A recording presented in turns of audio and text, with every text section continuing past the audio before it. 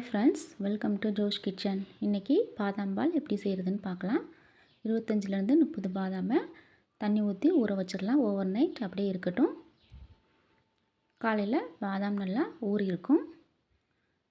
அதில் உள்ள தோலை உரித்து எடுத்து வச்சுக்கலாம். இப்போது இதை மிக்ஸி ஜாரில் போட்டு அரைச்சிக்கலாம்.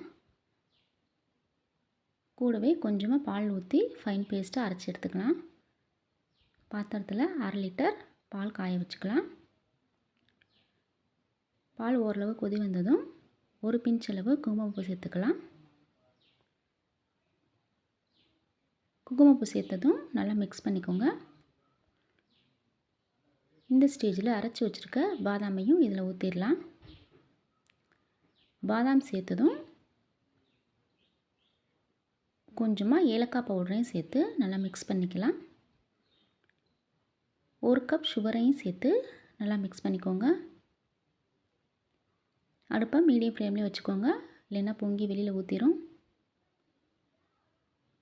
டேஸ்டியான பாதாம் பால் ரெடி. Thank you friends.